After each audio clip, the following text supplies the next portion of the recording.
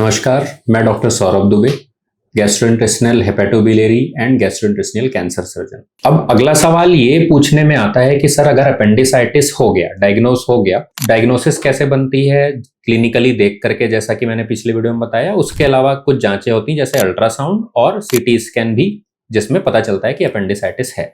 अगर अपेंडिसाइटिस हो गया तो आगे क्या करना है। तो अपेंडिसाइटिस में recommended treatment, first line treatment जो होता है वो सर्जरी होता है।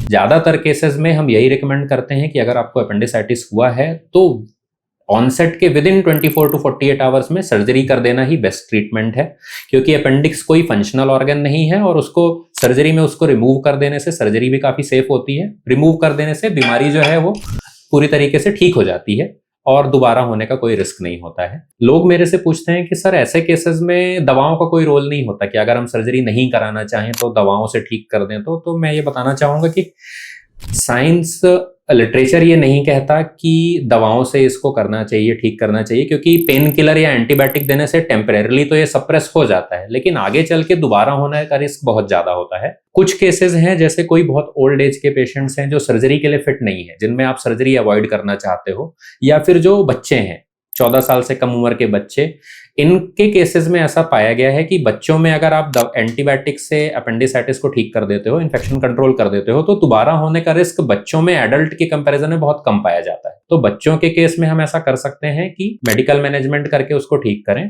और अगर बार बार ये समस्या नहीं हो रही है तो सर्जरी अवॉइड करी जा सकती है।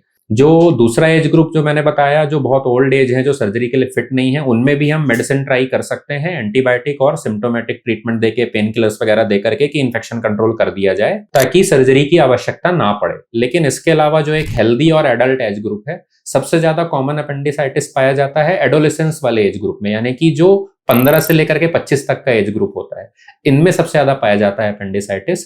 इस तरह के एज ग्रुप में मैं यही बोलूंगा कि surgery is the most recommended treatment, क्योंकि इस एज ग्रुप में मेडिसिन से ठीक होने के बाद बार बार सर्जरी, बार बार अपेंडिसाइटिस के एपिसोड्स होने के चांस बहुत ज्यादा होते हैं। और जब बार बार ये होता जाता है अपेंडिसाइटिस, तो सर्जरी काफी डिफिकल्ट हो जाती है, कॉम्प्लिकेशंस हो सकते हैं।